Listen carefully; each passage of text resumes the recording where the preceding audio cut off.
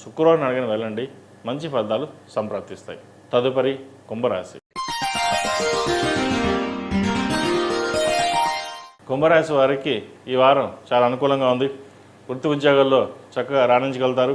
వ్యాపారం చాలా బాగుంటుంది.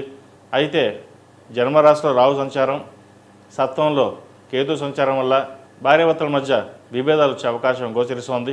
మాట పెరగకుండా జాగ్రత్త వహించడం చెప్పదగిన సూచన. కోపాన్ని అదుపులో ఉంచుకోవాలి. ఆరోగ్యం పట్ల కూడా కొన్ని జాగ్రత్తలు అనేవి తీసుకోవాలి. ఏ చిన్న విషయమైనా సరే ఎక్కువగా ఆలోచించడం, మదన పడడం తగ్గించుకోవాలి. అయితే ఈ రాశికి పంచమాధిపతి గురువు, జన్మరాశిలో రాహు సంచారం, ఈ రాశి మీద గురువు అనుగ్రహం ఉండడం వల్ల కొంత సానుకూల పరిస్థితులు గోచరిస్తుంది. ఒక స్థలాన్ని కానీ ఇల్లు కానీ అమ్మదలుచుకుంటారు. వచ్చిన ధనాన్ని ఫిక్స్డ్ డిపాజిట్ కావచ్చు, లేదా వ్యాపారంలో కావచ్చు పెట్టదలుచుకుంటారు. అయితే వచ్చిన ధనాన్ని సేవింగ్స్ రూపేణా ఫిక్స్డ్ డిపాజిట్ చేసుకోవడం ఎంతైనా చెప్పదగిన సూచన. వ్యాపారంలో మీకు లాభాలు తక్కువగా ఉంటాయి.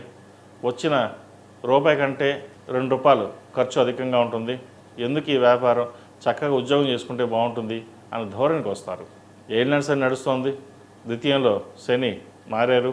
అయితే ఈ రాశి వారికి ద్వితీయంలో శని బలంగా ఉన్నారు. కుటుంబ పరంగా ఎన్ని మనస్పర్ధలు వచ్చినా అవి సమస్యపోతాయి. కుటుంబ సంక్షేమం కోసం మీరు చేసే ప్రయత్నాలు అవి సఫలీకృతం అవుతాయి. తల్లిదండ్రుల అండదండలు మీకు గట్టిగా లభిస్తాయి. ఒక చిన్న పని చేద్దామంటే లాగేవారు వెనుక ఉంటారు. మీరు ఎంత ప్రోత్సాహకరమైన కార్యక్రమాలు చేపట్టినా మీరు ఏమీ చేయలేదు అనే భావన ఏర్పడుతుంది. అనే మాట కూడా నిందపడవలసిన పరిస్థితి గోచరిస్తుంది. అలాగే మోకాలు నొప్పికి సంబంధించి, అరికాలకు సంబంధించి బీపీ, షుగర్, థైరాయిడ్, ముఖ్యంగా కడుపు సంబంధించిన ఇబ్బందులు అనేవి ఏర్పడతాయి. వాటి విషయంలో జాగ్రత్త వహించాలి.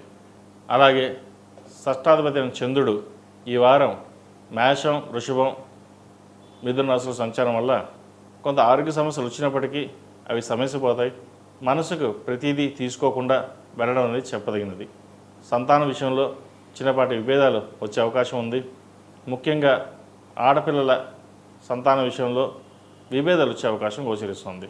ఏదైనా సరే మౌనంగా ఉండి ముందుకు వెళ్ళడం చెప్పదగిన సూచన. ఈ రాశిలో జన్మించిన విద్యార్థులకు విద్యాపరమైన విషయ వ్యవహారాలు సానుకూలపడతాయి. విదేశాలకు వెళ్ళాలనుకునే వారికి చక్కగా ఉందని చెప్పచ్చు. అలాగే వైద్య వృత్తిలో ఉన్న వారికి, విదేశాలకు వెళ్ళి చదువుకోవాలనుకున్న వారికి విదేశీ అవకాశాలు చక్కగా కలిసి వస్తాయి. అక్కడ ఉన్న విద్యార్థులకు వీసా విషయంలో ఇబ్బందులు అనేవి ఏర్పడతాయి. కొంతమంది వెనక్కి తిరిగి వచ్చే పరిస్థితి కూడా గోచరిస్తుంది. ఏది ఏమైనా సరే ఉద్యోగం సంపాదించాలి, వీసా ఎక్స్టెన్షన్ చేసుకోవాలి అనే దృఢ సంకల్పం ఎక్కువగా ఉంటుంది. అయితే పర్వాలేదు, ఇండియాకు వచ్చేద్దాం, ఇండియాకు వచ్చి జాబ్ చేసుకుందాం, ఏదో చిన్న ఉద్యోగం చేద్దాం అనే భావన కూడా ఏర్పడుతుంది. వీటన్నిటికీ పక్కన పెట్టి మీ ప్రయత్నాలు మీరు చేయండి. ఏదైనా ప్రయత్నం లోపం లేకుండా మనం చేసే పనులు ఏవైతే ఉన్నాయో అవి సఫలీకృతం అవుతాయి. లేకపోతే ఏదో వచ్చేద్దాం, ఇలాగే ఉందాం అని అనుకుంటే అది మీ ఇష్టం. ఏదైనా కష్టే ఫలి అన్నాం. కష్టాన్ని తగిన ప్రతిఫలం రావాలి అంటే మనం కష్టపడాల్సిందే.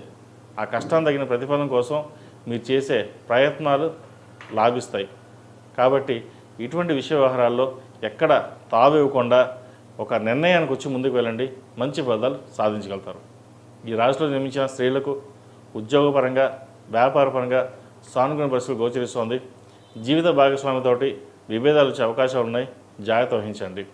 ఏదైనా అన్నీ మనకే తెలుసు అనే ధోరణి పక్కన పెట్టి చక్కగా జీవిత భాగస్వామికి సహాయ సహకారాలు ఎంతవరకు మీరు ఇవ్వగలరో అంతవరకు ఇచ్చినట్లయితే ఎటువంటి ఇబ్బంది లేకుండా ఉంటుంది.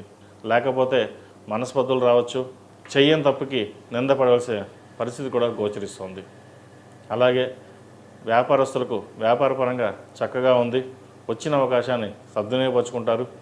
ఉద్యోగం కోసం ప్రయత్నిస్తున్న వారికి ముఖ్యంగా ప్రభుత్వపరమైన రాయితీలు ఏవైతే ఉన్నాయో, ప్రభుత్వ పరంగా రావాల్సిన బెనిఫిట్స్ ఏవైతే ఉన్నాయో ఈ వారం వీరికి వచ్చే అవకాశం గోచరిస్తుంది.